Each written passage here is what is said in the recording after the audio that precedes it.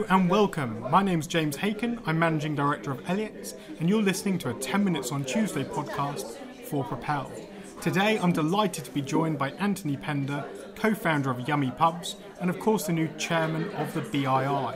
If you haven't listened to one of these podcasts before, they are regular podcasts which are available on YouTube, and we do interview key industry influencers and leaders, and we will continue to do that throughout the year.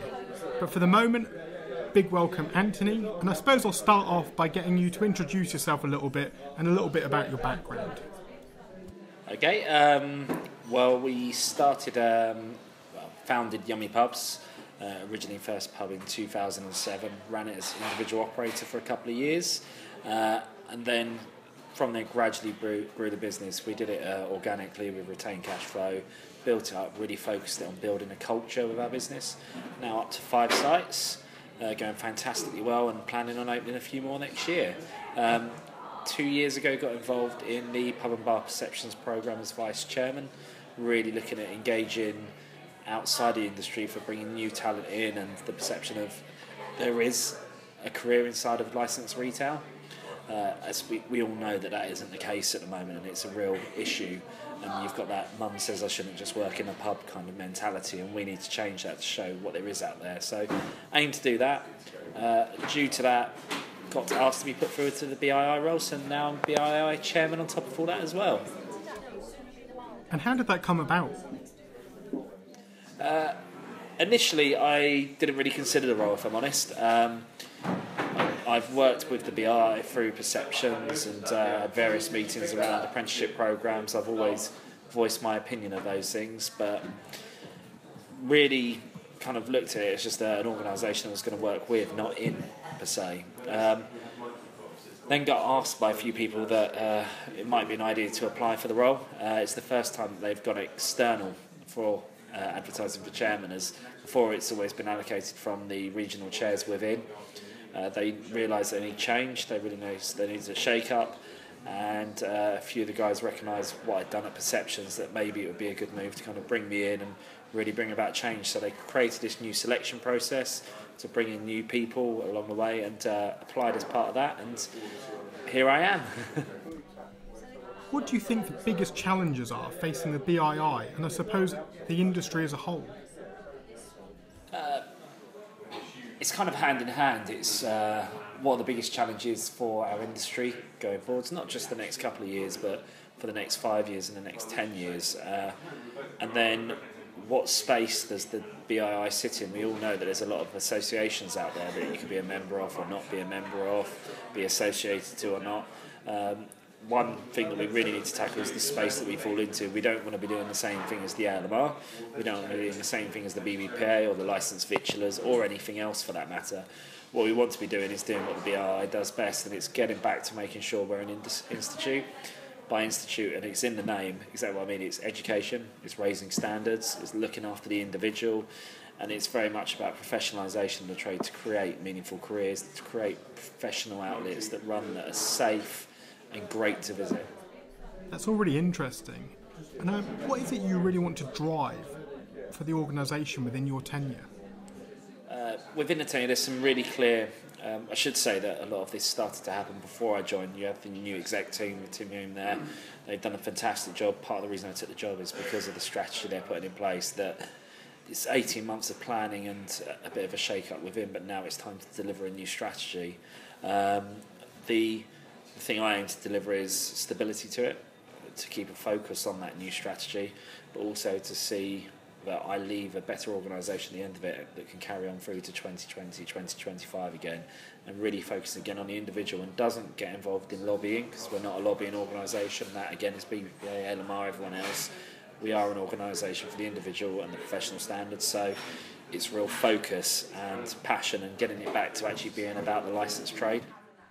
I know you're still relatively new to the role, but within that strategy, are there any particular tactics you can tell us about? So yeah, the BII really is multifaceted. It's actually a number of organisations within one. First and foremost, actually, it's a charity.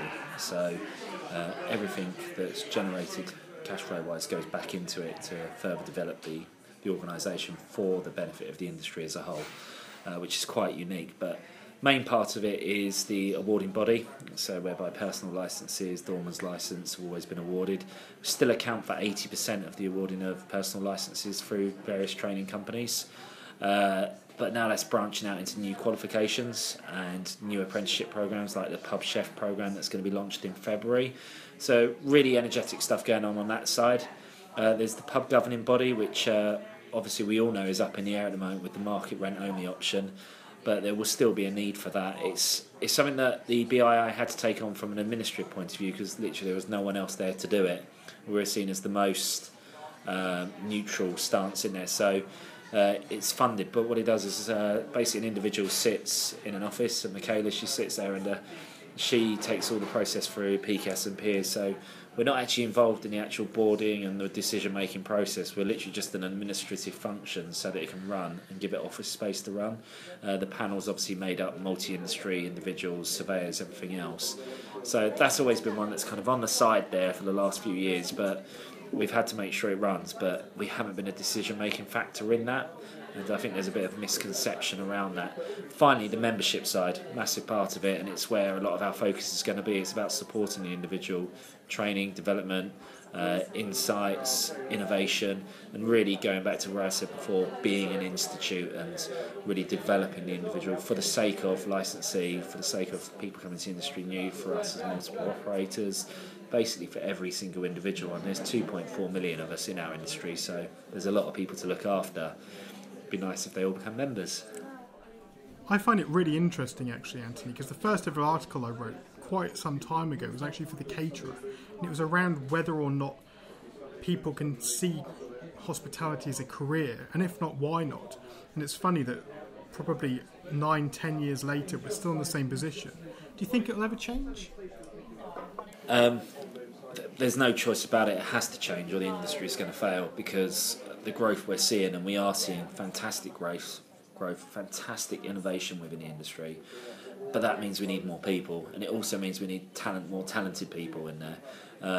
The figures are sort of over 3 years, 270,000 by 2020, 848,000 additional bodies needed. That's not talking about the fallout at the bottom, that's just additional figures. So you're more than likely, and I don't have exact figures for the net gain, but you're going to be looking at over 1 million people needing to come into the hospitality trade, and 1 in 5 of those people will be coming into licensed retail that we sit and concentrate on. So we have to change it. There is no choice. The BII is placed to do that. We have to work with other organisations. It's all going to be about collaboration. Big businesses, small businesses, we all need to get together and change this, because we need to show there is a career. We know there's a career. I'm sitting here as someone who has gone through a career in this industry and doing relatively well for myself. I enjoy what I do. I've got a nice house, I'm getting on with it, and we know there's people like Jamie Oliver who've got hundreds of millions of pounds because of what they've done. So there is options. It's just highlighting that to the individual coming out of university, college, or who's out of work, and also, again, I say the parents are the big factor.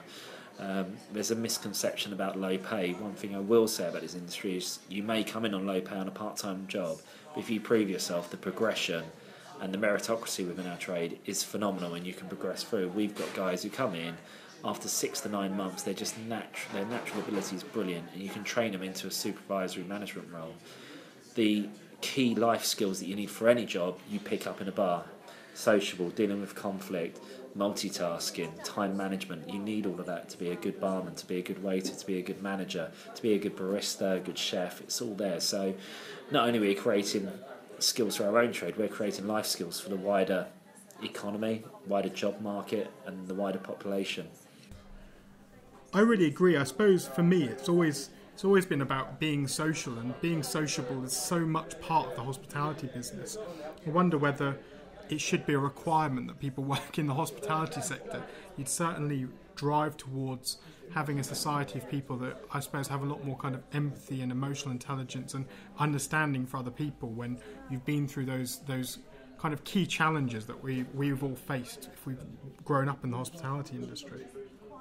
Yeah, I think I can't think of many people in this industry I don't like, put it that way, and it's a fantastic industry. When when we go to various trade events or when people come into the pub, we're always very talkative, we're always very open with each other, we're always very good at sharing ideas. It's a very vibrant industry from that point of view. We're not talking about retail here where they all hide their cards. We're a fantastic industry, and the reason why we're innovating so much is because there are great people in it, and those people have been gelled, moulded by the very industry they're in. So it's kind of like a double loop, if you like. The industry is creating people, and those very people are creating a better industry at the end of the day. And we're definitely seeing that. We're seeing a streamlined industry that in the last 10 years has just transformed beyond all recognition, really, and it's something to be proud of. I suppose that brings it all back full circle to what we spoke about at the beginning and the culture you've created here within Yummy.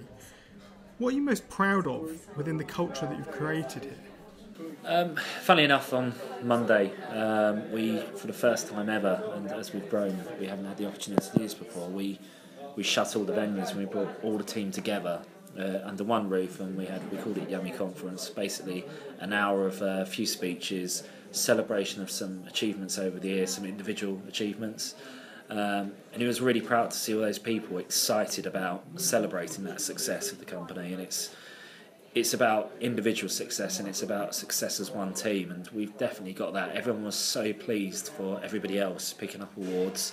There was so much celebration about our new venue, and all the other guys were celebrating Danny and his team for a great job they've done at the Victoria.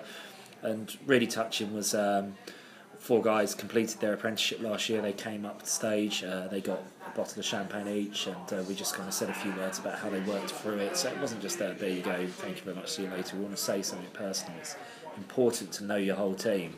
And everyone was so chuffed and genuinely pleased with them. And it was just so nice to see that. There's a real almost maternal feel to the business where everyone looks out for each other, and it isn't just a me, which sometimes I find. Again, the industry's beyond that, I think, but our company definitely feels special, and I want that to be the same across the whole piece, really. That's awesome. And I think the last comment I was going to make is, back at the ALMR Manchester debate, I remember late evening in one of the venues, we had a quick chat about your new coffee concept, which sounded awesome. Just wondering if you can share anything on that. Yeah, it's been open now for about 14 weeks. It's going phenomenally well. It's one thing I've pondered as well is we obviously using the coffee in our coffee shop, but also in our pubs, but it's the innovation now in coffee as well. And I'd argue that Starbucks and Costa have done us a favour because they're a very average coffee at a premium price. One thing I've learned is we can deliver a top-end coffee at the same price, and we're talking triple filter in here and like water softness to make sure the water's just at the right consistency, different choice of beans as you go in. So all of our pubs are running 3 different beans now, as well as the coffee shop.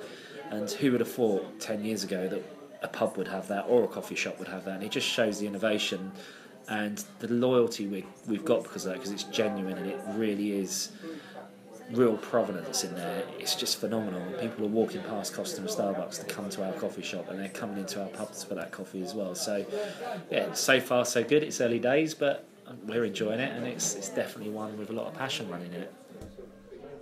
Thank you so much for your time today, and of course good luck with all your ventures and everything that's happening, particularly in that new chairman role of the BII. Lovely, thank you, mate.